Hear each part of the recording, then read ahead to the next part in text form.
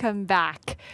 We're joining you from Brussels, from Nato HQ, where we're in an exciting moment of the Nato summit. The leaders are wrapping up their conversations and trickling over to provide press conferences and the first readouts about their conversations. But we're also in an exciting moment for the NATO 2030 at Brussels Forum Conference. We are going to proceed to a conversation about the rules-based international order. We're going to go across Europe to Berlin for this, and I'm handing you over to my GMF colleague, Noah Barkin, to lead.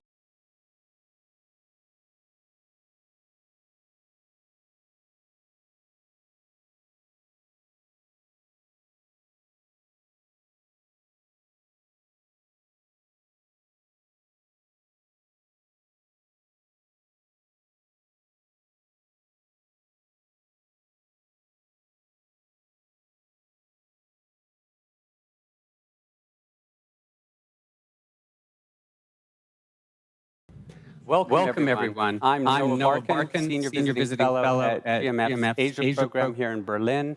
And today we have a great panel to talk about NATO and the shifting power balance in the Indo-Pacific. First, a quick aside.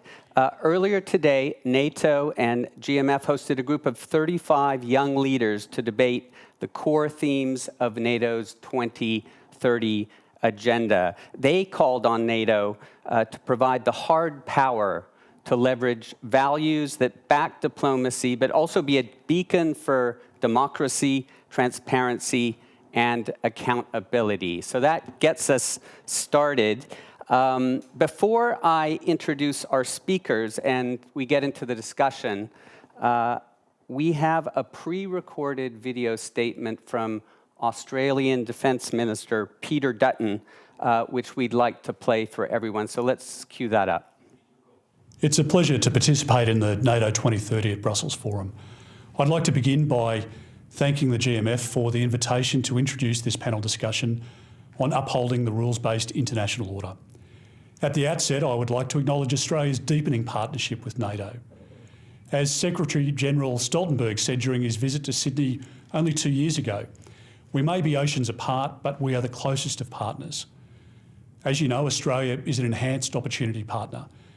Australian personnel deploy on NATO missions and exercise with NATO forces. We work with NATO on capability development for the land, air and maritime domains. We collaborate in scientific research and development and through high-level dialogue. Our relationship is deeper and indeed broader than many may realise. But it's founded on shared values and interests, including in the international rules-based order that is presently under challenge, if not threat. Ladies and gentlemen, it is during times of great change that organisations such as NATO take on new significance. The NATO 2030 initiative is an important step in ensuring that NATO is ready to face the many and varied challenges of tomorrow. As the group of experts report highlighted, we are living through a period of profound strategic change. Post-Cold War optimism has been replaced by the reality of a much more contested world. Authoritarian power is seeking to regain ground. Greater power competition has returned with renewed intensity, and technology is enhancing and eroding state power in novel ways for better and for worse. All this is occurring when the need for international cooperation is getting more acute. The challenges of terrorism, proliferation, climate and now pandemics make clear the risks of a disintegrating global consensus. These challenges are becoming starker in the Indo-Pacific, where the role of military power is increasing in ways that most of us have not seen in our lifetimes. Increasingly prosperous Indo-Pacific countries are investing heavily in the range, sophistication and precision of their capabilities. By 2035, we expect at least half of the world's most advanced combat aircraft will be operating in the region. More than half of the world's 470 in-service submarines are already operating in Indo-Pacific waters, with more being built. New maritime surveillance and anti-access and area denial technologies will further complicate the region's strategic environment. Coercive behaviour is also on the rise. Grey zone tactics, the pursuit of strategic objectives below the threshold of military conflict, are increasingly a concern to us and a feature of the regional strategic environment. We are seeing some countries using technology to expand and integrate grey zone tactics into their statecraft, such as cyber-based activities that drive disinformation and interference in our economies, our political and social systems and our infrastructure. All this means the prospect of military conflict in the Indo-Pacific is less remote than in the past, especially through miscalculation or misunderstanding. It should go without saying that for a country like ours, the first priority for our government in Australia is to maintain peace in our region, and it will always be the case. But the unfortunate fact is that not all nations are acting in a manner consistent with these goals. This is a challenge that must concern us all. The Indo-Pacific is home to 4.3 billion people, 60% of the world's GDP, and is at the centre of great power competition between the US and China. The scale of change in the Indo-Pacific is vast, and its effects will not be contained to the region. As those pressures mount, it's worth recalling our own history. The rules-based international order we talk about was created, as we all know, from the ashes of World War II. The United States and its partners laboured in the wake of the modern era's greatest calamity to construct an order that would anchor the conduct of states to the rule of law and respect for sovereign and individual rights. NATO was born of that effort, and it was NATO's commitment to the rules-based order and the values that underpin it that brought a peaceful end to the Cold War. This order underpinned the greatest growth and prosperity and security the world has seen. Democratic governance spread around the world, trade and investment flourished, and the process of global economic integration fired our respective economies. So we have a lot at stake in protecting that order. That does not mean, of course, that the order cannot change. It must adapt to meet new challenges and to seize opportunities. But all states, democratic or otherwise, have an abiding interest in adherence to common norms, rules and principles that govern commercial and strategic interaction, manage disputes and enable the cooperation necessary to address global challenges like COVID-19. So the challenge before us is renovation, not erosion. This task will take a commitment from countries to engage with and support international rules rather than undermine these. The task will also require a will to condemn egregious acts, contrary and damaging to these rules, such as Belarus's appalling hijacking of a civilian airliner. The question, of course, is how do we get there? Australia believes we need more than ever a strategy of democratic solidarity, a commitment by liberal democracies to adapt our partnerships, pool our resources and combine our strengths, not to contain the rise of new powers or their interests, or to revert to Cold War-style blocs. That would make the world poorer and more prone to conflict, but to ensure we have the necessary weight and leverage to shape the international strategic trajectory to sustain global peace and prosperity, and where necessary, to deter threats to this outcome. NATO understands this task. Its alliance is founded on the principle that its members are stronger together, their defence forces more capable, and their influence more significant. The Australian government understands this too, and we are stepping up our engagement with our allies and our friends. These include our Five Eyes partners, the Quad and ASEAN, and NATO allies, who are taking a much greater interest in our part of the world. We want to work with you to ensure the international rules-based order remains match fit to address the challenges of today's era. Thank you for the opportunity to address you today on such a vital issue. I look forward very much to Australia's engagement deepening with NATO and with our friends and allies around the world. Well, that provides a great starting point for our discussion. I'd like to get right into the introduction of our speakers. First, a quick note that we will be trying to take some questions at the end. If you have any questions, please submit them over the next 30 minutes or so. And now to our speakers. Here in the studio with me is Janka Oertel. She is head of the Asia program at the European Council on Foreign Relations here in Berlin. And on the line, we have two great guests. Tanvi Madan is senior fellow in the foreign policy program at the Brookings Institution. And we're also very pleased to have Senator Chris Coons with us. Senator Coons represents the state of Delaware, where I think he's joining us from today.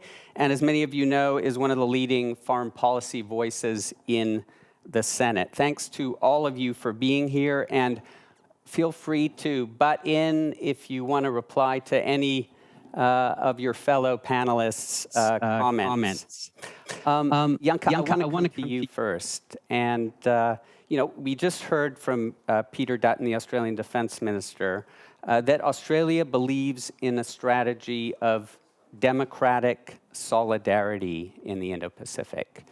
In recent years, we've seen a number of European countries, Germany, France, the Netherlands, become more engaged, more interested in the Indo-Pacific. And the EU just came out with its own Indo-Pacific strategy. A driver of all of this, of course, are concerns about China. How seriously do you think we should take this European interest in the Indo-Pacific? Well, no, I think it's always easy to dismiss European strategies and European engagement in regions far beyond its shores as something, that cannot be taken seriously, where they don't have what it takes to back it up. But I think what we're witnessing at the moment is actually quite a striking change. It is a reconfiguration of the relationship with China that is substantial. It is a re-engagement and a kind of putting new weight to the relationship with India. And there is this broader understanding of having to engage with the region as a necessity to engage with the region that is going to be the driver of prosperity in the future, but that's also an important hub for security, an important area for security that is really relevant for Europe as a whole. So I do think what we are seeing now, the strategy process that is underway, where we will see more in September coming out on the EU side, the individual national strategies that are coming out on the Indo-Pacific, plus the business engagement, as we've seen with the German Federation of Industries coming out with a new paper on the Indo-Pacific region, is kind of part of this overall rethink beyond China and understanding the region as what it is, an important motor for what is to come in the future for technology, economics, and security. Well, Senator Coons, I want to come to you next. We obviously have a NATO meeting, NATO summit going on in Brussels today. Secretary General Jens Stoltenberg has said that NATO should remain a regional alliance, but that it needs a more global approach to deal with the rise of China. But there is a certain degree of resistance in Europe to the idea of NATO focusing on China. French President Emmanuel Macron said as much last week. What is your view? Should NATO be pivoting to Asia? Well, Noah, thanks for the question and thanks for the chance to be on with you today. As President Biden has already shown in his first trip to engage with our transatlantic partners, he's going to be leading an American strategy of engagement and competition with the world and principally with China that begins by drawing closer to our most vital allies, those who share our core values, our political system of democracy, and our shared security interests over many decades. And that means making sure that NATO has the same view that we do of the critical roles that NATO and the US, the Transatlantic Alliance, can play in dealing with climate change, in dealing with cybersecurity, in dealing with Russian aggression, and in competing with China. So I don't expect NATO to suddenly become solely focused on China. I had the chance to sit down with NATO Secretary General Stoltenberg last week in Washington. But I think it's something that NATO has to be prepared to discuss, to plan for, and to engage in. As the Quad becomes a more significant regional configuration, as we just heard from the Minister of Defense of Australia, Minister Dutton, as some of the key members of NATO themselves are investing more of their time and effort and resources in ensuring a free and open Indo-Pacific. I think it only follows rationally that NATO too would have a strong eye towards what are the security considerations we all need to be mindful of as we move into a century where competition with China will be one of its defining elements. Tanvi, I'd like to come to you now. You wrote a piece in Foreign Affairs a couple months ago, which sketched out what sort of role the Quad, which Senator Cruz just mentioned, could play in the Indo-Pacific. The Quad, of course, being this loose partnership between the US, Australia, Japan, and India. I know you are critical of the idea of an Asian NATO. I'm curious how you see the division of labor in the Indo-Pacific going forward. I think it's a sign of NATO's continuing resonance that both critics and advocates of the Quad, talk about it either that it should aspire to be an Asian NATO or say that that actually represents a threat to the region. If you're a critic of the Quad, I think where the Quad comes in is it is this kind of flexible grouping of like-minded countries. And I think you're going to see a lot more of these interest or issue-based coalitions, which bring together countries who have similar views, even if not consensus on certain things. I think in terms of the Quad, you have 4 countries who are capable and have capabilities, whether they're military, technology, intelligence, economic, who do see a certain similar vision of the region, which each has laid out in their free and open Indo-Pacific visions, which are distinct, but there's a lot of convergence there. They do see that the rules-based order and that free and open Indo-Pacific vision in the region being challenged. And while they don't officially explicitly mention that, they see a lot of that challenge coming from certain kinds of Chinese behavior.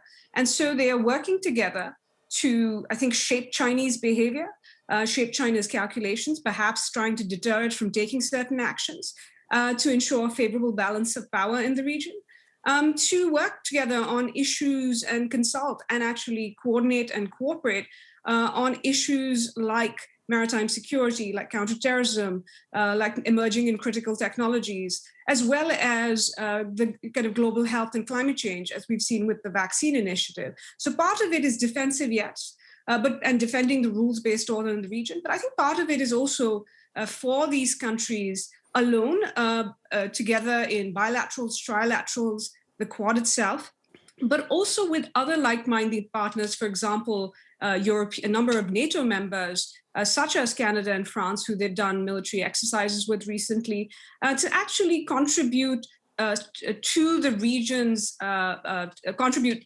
solutions to the region's problems as well. So I do think it's not an exclusive club, as they have said repeatedly, but it is a group that I think has enough convergence and is willing to come together to take certain actions. So if you want to think about it in NATO terms, it's not collective security so much as thinking about collaborative security. Mm-hmm. Janka, I wanted to come back to you. Germany is, of course, sending a frigate to the Indo-Pacific, we are told, in August. It's expected to travel through the South China Sea, but also to make a port visit in Shanghai.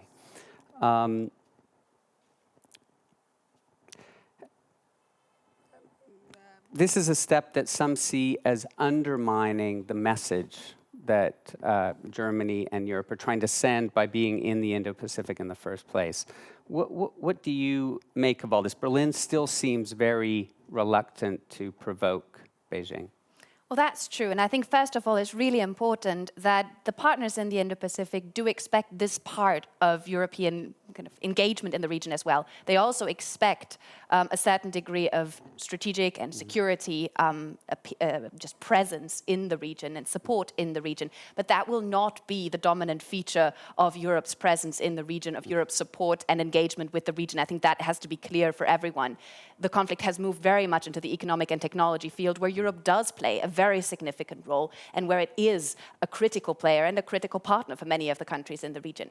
And when it comes to China and Germany, the relationship obviously at the moment is very difficult. Germany is trying to balance very much its kind of transatlantic relationship and the important economic relationship with China.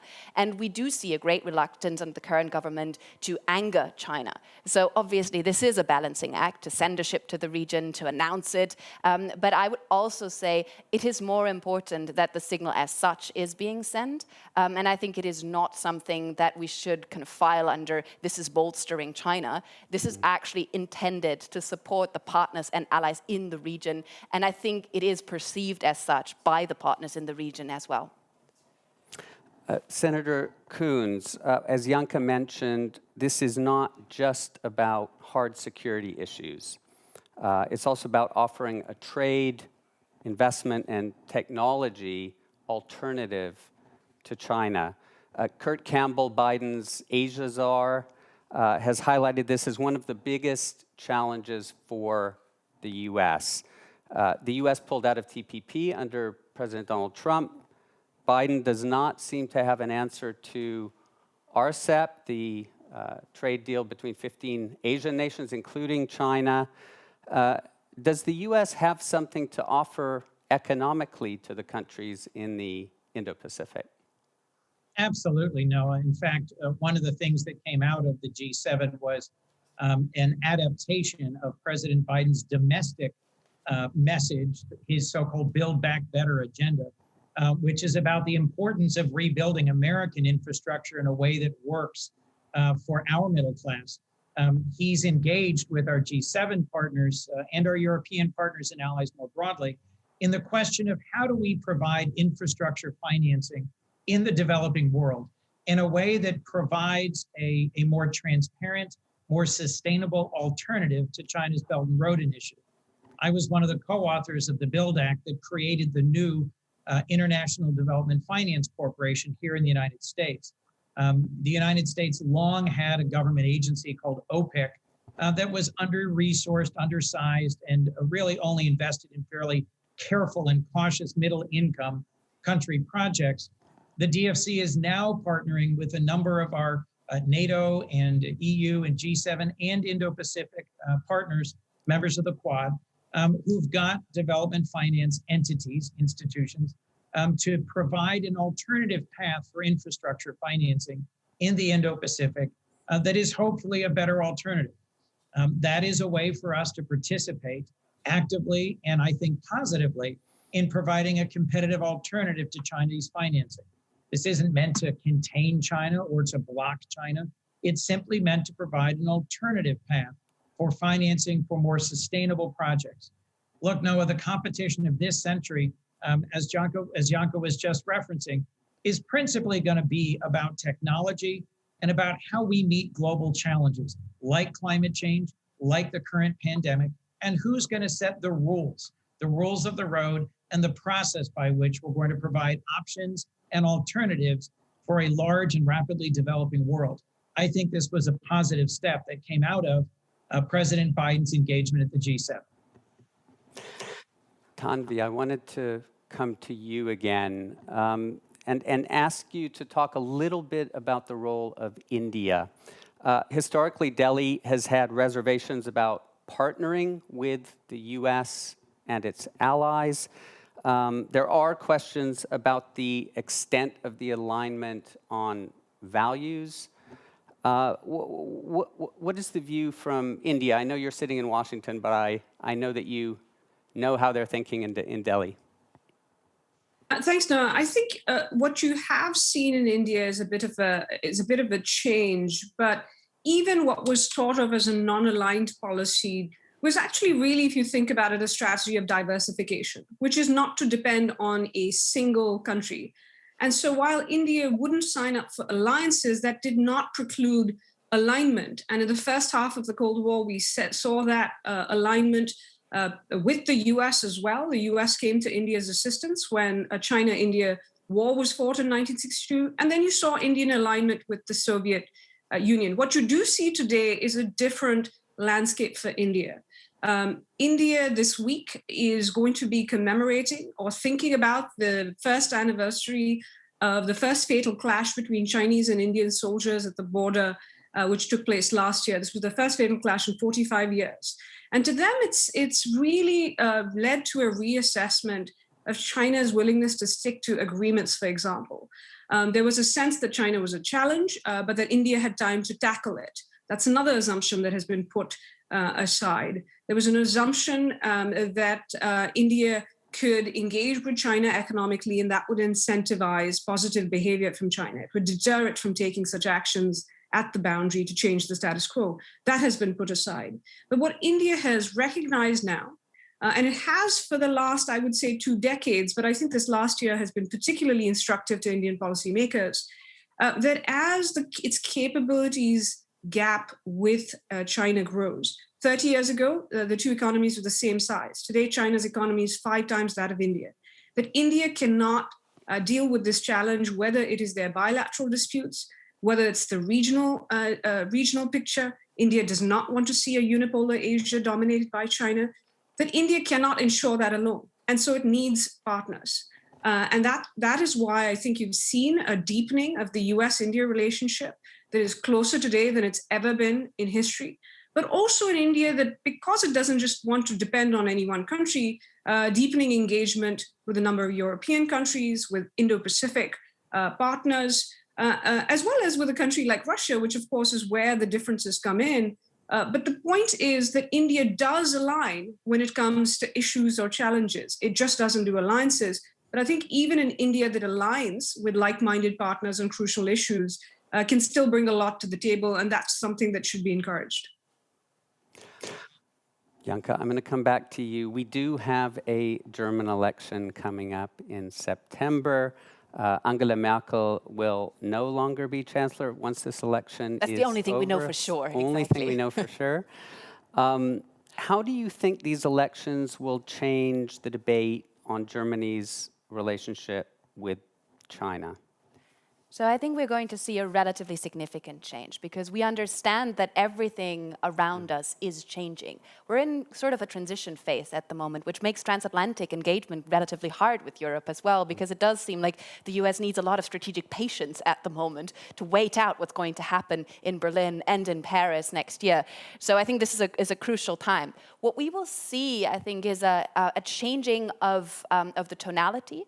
I do not think that the next German chancellor, whether it be a woman again or the next man that will hold that office, will have the luxury of standing aside on a lot of these issues. These are the critical questions to address, and I do think that for everything to stay the same, the way we want it, a lot of radical change will be necessary. And I think just kind of getting that across and getting that message across is the challenge for German parties at the moment, making all of the foreign policy questions that are inherently domestic in nature as well, about the future of prosperity, the future of security, the future of our technology infrastructure. All of that will play heavily in the election campaign. But I do think that the relationship with China is going to be one of the issues that is going to see a significant change after September. Okay, so even with Armin Laschet, who is promising weiter so continuity, you think we're going to have a change? I do think so, because the ground underneath the candidates is shifting so significantly that just clinging on to something that may not hold might not work. Okay, well, we're going to take some questions from our audience now. And we have a question for you, Senator Coons. You recently visited Taiwan. How do you view the dynamics in the Taiwan Strait, and what role can NATO allies and partners play? Well, thanks for the question. Noah, the reason that I joined a bipartisan delegation with Senators Sullivan and Duckworth in going to South Korea and Taiwan was principally to deliver the good news that the Biden administration, the American people, were going to come to their aid with vaccines at a time of increasing concern and need, both in Taiwan and South Korea. Taiwan sent 10 million masks, PPE, to the United States at a time when we badly needed them. And I thought this was an appropriate way for us to repay their kindness, their thoughtfulness to the American people at a point when our federal response to the pandemic early a year ago was not going very well. One of the things that I think is exciting about this moment is that President Biden is helping to initiate a serious world conversation about how do we vaccinate not just the developed world, but the entire world. How do we address vaccine access and equity globally between the North and South? And how do we ramp up vaccine manufacturing in partnership with other advanced countries like South Korea? So I think the dynamic across the Taiwan Strait is tense and challenging.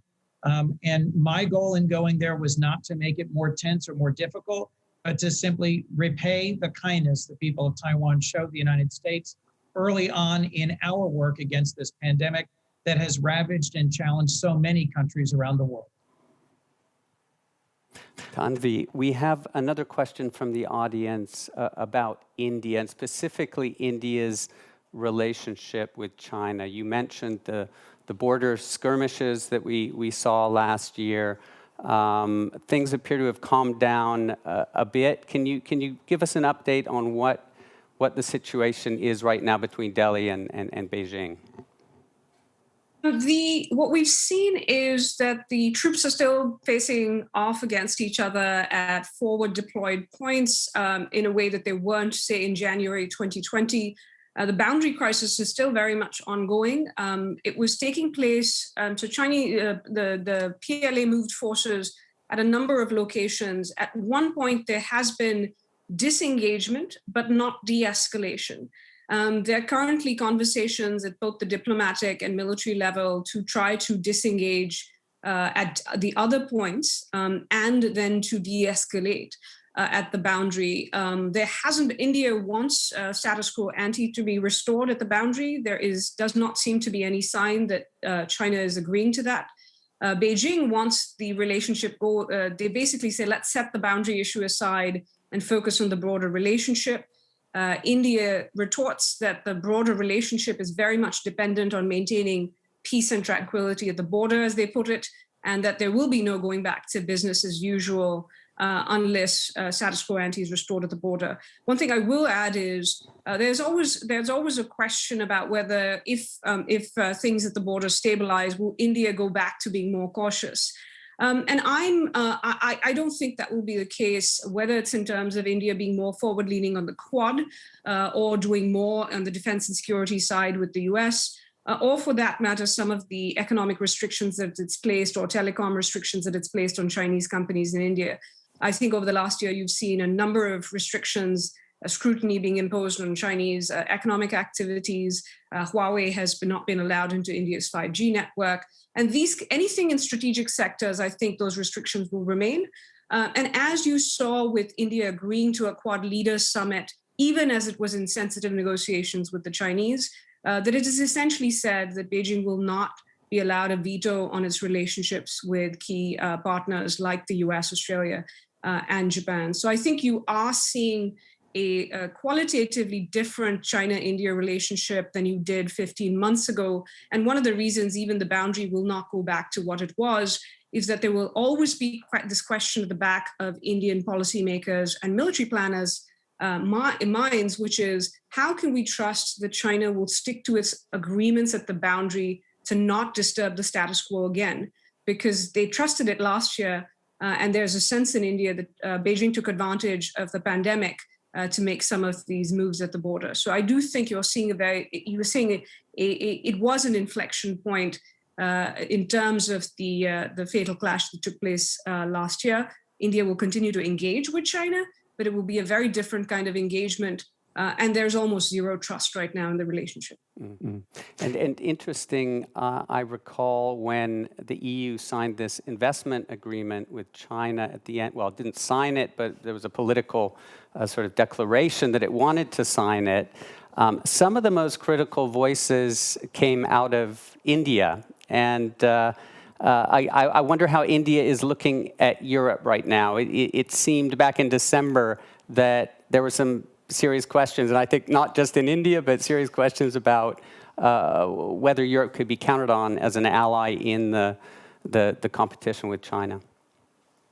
I think, to go to Yanka's points, I think people, just like the US, India kind of understands that not all countries are going to take the same view of China and will engage with it. I think there's a recognition that unlike the reason the Quad exists is these are four countries that are kind of resident in the region, but they're also kind of, they all have economic ties with China, but there's a lot of concern, shared concern, and they're willing to take certain actions to build resilience, to create a certain amount of pushback, and show solidarity when there are things like economic coercion. I think there's a hope that Europe will slowly come on board, partly from recognition of some of the consequences.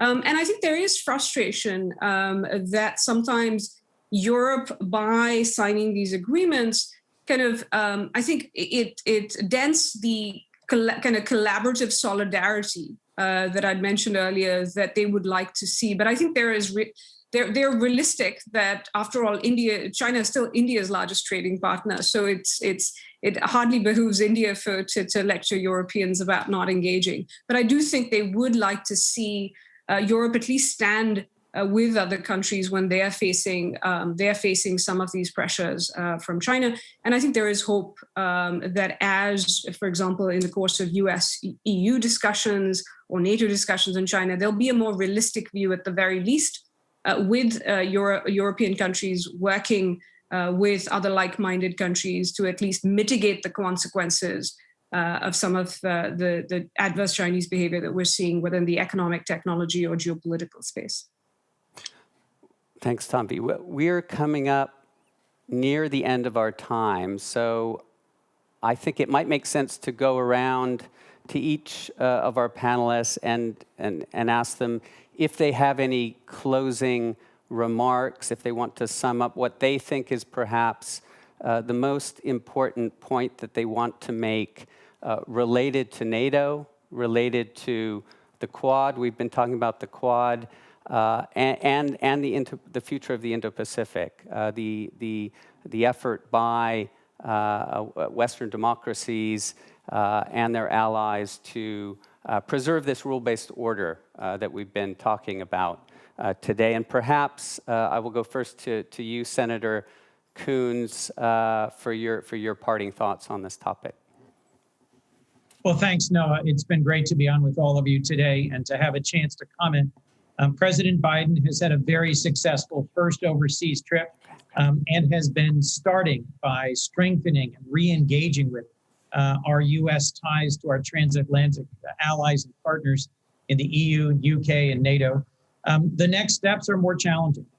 His meeting with Erdogan about the status of Turkey and its purchase of the S-400 system and the ways in which that has created some challenges in our relationship.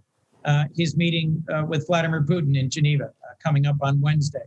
And as we just heard from Tanvi, recent actions by China under Xi Jinping's leadership, whether on the border with India, in the South China Sea, in their internal repression in Xinjiang province, the steps they've taken against Hong Kong, all have put us on notice that in this century, as the world tries to come together to find a positive and constructive path forward to sustain the rules-based international order and to advance open societies, we have a real challenge on our hands in making sure that there is still space for cooperation where appropriate, competition where essential, and coordination across the free and open societies of the world. So the folks who are on this call, the folks who are participating in meetings in Brussels today, looking at NATO 2030, and the folks who are on the agenda in the coming days for President Biden's trip, will in combination have a lot to say about the trajectory of democracies and free societies in this century, and about who's going to set the standards for the world in this decade and this century. I'm hopeful that because of President Biden's partnership and because of American leadership, that trajectory will be a positive one, but we're in a very different place and in a very different century today looking forward than we were just 10 years ago. So thanks for a chance to be on with you, and I'm hopeful that in partnership and collaboration, we can craft a strategy that works for this decade and this century. Thank you, Senator Coons. Janka, maybe you can give us a sort of European twist on all of this.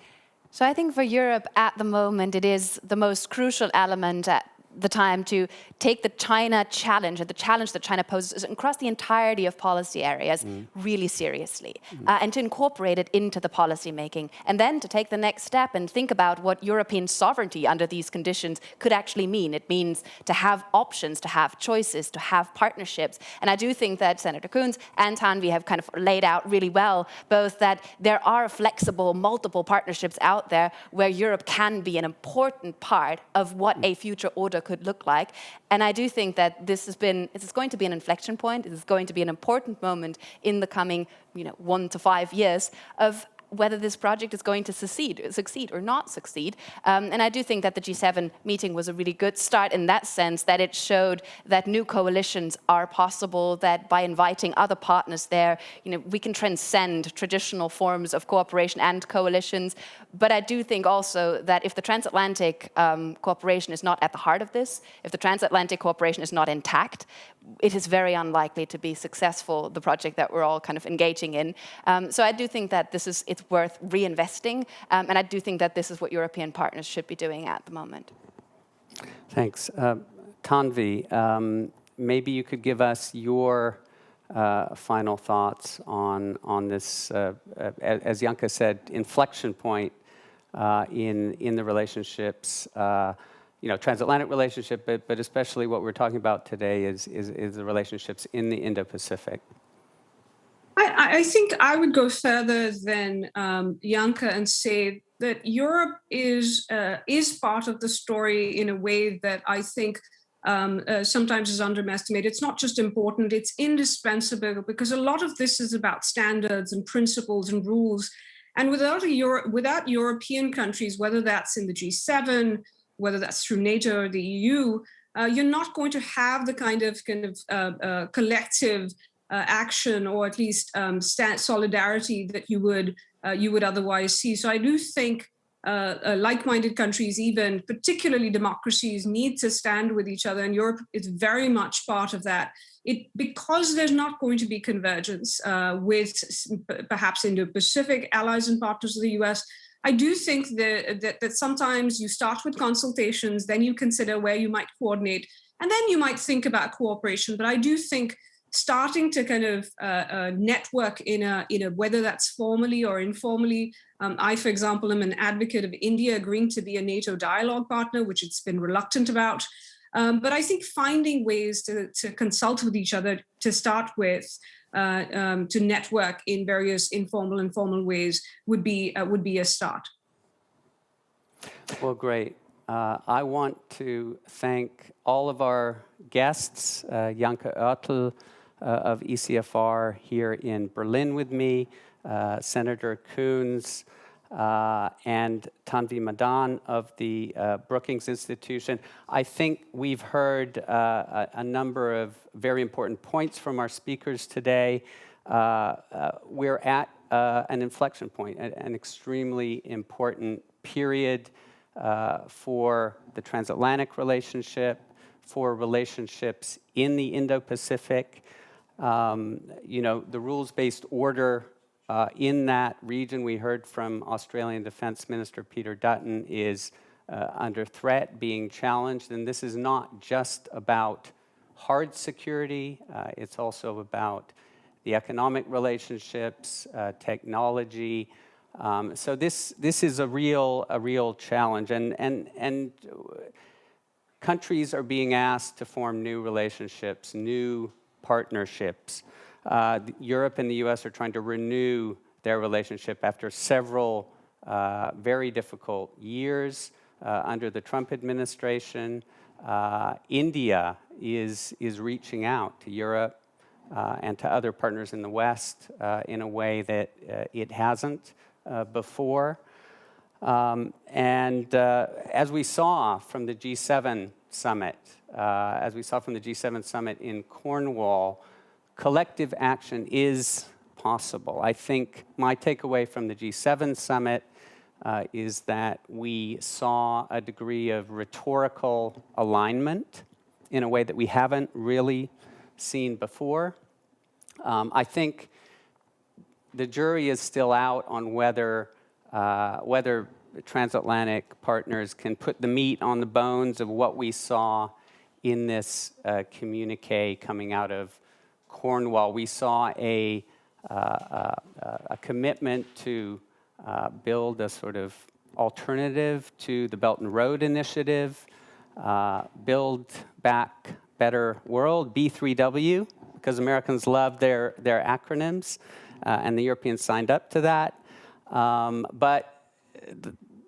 Where's the beef? The money has to be there. The projects have to be there, and the coordination also needs to be there. And there are many other issues that were discussed in Cornwall, supply chain resilience, and many more. So I think this is going to be a real challenge.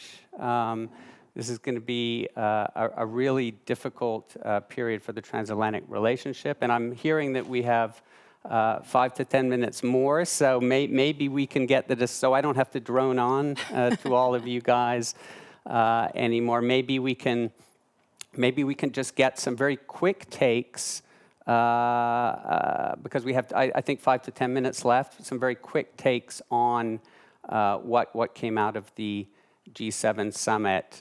Maybe everyone can give their, was it glass half empty or glass half full? What about you, Janka? How did you see this? Well, I'm a total optimist, so it's always glass half full, because something has been achieved.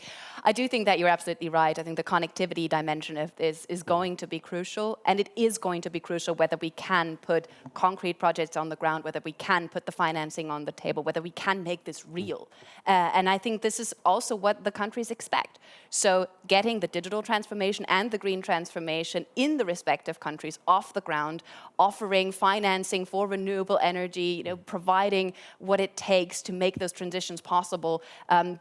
So that is the key element. I do think there is a little bit of a feel for that in Brussels now. The connectivity idea and EU connectivity strategy has been kind of laying around a bit since the change of the Commission, and now it does feel like there is momentum now. So let's use this momentum, take that out of the G7 and make that the big push for the months to come. I do think that that would be massively helpful for Europe's standing, but also in terms of just kind of structuring the future order and being able to set standards to be part of an economic ecosystem in the years to come. Senator Coons, I want to come back to you and just get your very quick take on the G7 summit. There were a lot of concerns about whether Europe was willing to work with Biden on China, how far it was prepared to go in dealing with China, working with the U.S. What was your take from the meeting in Cornwall? Do you think it was this was a positive sign, or do you see reason for concern? Absolutely. This was a positive first meeting by President Biden with our G7 partners. There was a lot of damage done to the United States relationships, both bilateral and multilateral relationships around the world, in the way that President Trump conducted himself in G7 meetings, in NATO meetings, and bilateral meetings. And I understand there being some hesitancy to fully embrace American leadership under President Biden, some concern about the internal divisions here in the United States. So let me just say, at the same time that President Biden was engaging in very warm and very constructive conversations with Boris Johnson and UK leadership, with the G7 as a group, and in some of the important bilateral side meetings, here in the United States, in the US Senate, we passed the US Innovation and Competitiveness Act, a $250 billion bill to invest in our own innovation and manufacturing competitiveness, and to strengthen our partnerships with exactly the countries who were either in the G7 or at the G7. And that complemented President Biden's leadership on the world stage to help show that within the United States domestically, we are finding consensus, in particular around the issue of strengthening our own ability to partner with our allies and to compete with China. President Biden's got the wind at his back now, going into what is an important meeting with Vladimir Putin in Geneva, and negotiating with our allies and competing with China for the rest of the year. I think the most critical next thing looking forward is going to be how COP26 in Glasgow in the fall plays out, because the EU and Europe more broadly, and the UK government under Johnson, is ahead of the United States in coming together to invest in the technologies needed for us to make a clean energy transition. The United States, again, I believe under President Biden's leadership, will come together and invest robustly in clean energy technologies here in the United States.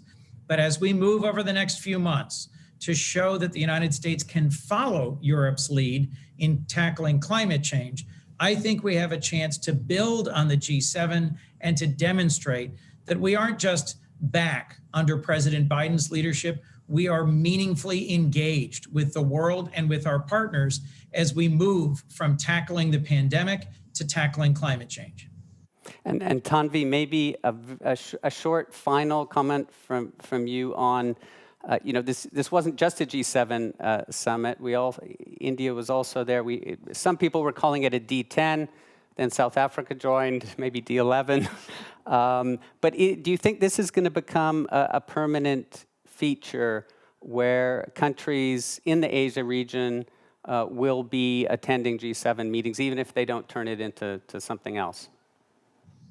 I think Prime Minister Johnson was really trying to make this make a D10 or D11 stick. I noticed the others haven't quite embraced that yet. I think you've seen it's actually been a few years now where countries like Australia and India have been invited and have attended. And I think a country like India would be interested, because I think while earlier there might have been hesitation that China or Russia would have concerns, this would seem kind of like a democratic bloc. I think India has recognized that the issues that are being discussed matter for its own interests, for what the region, even though this is not an Indo-Pacific specific grouping, that these issues will matter. That it's also one way for countries like India and Australia to talk about the issues that matter to them, seek solidarity from particularly European countries, but others as well, and help shape the conversation.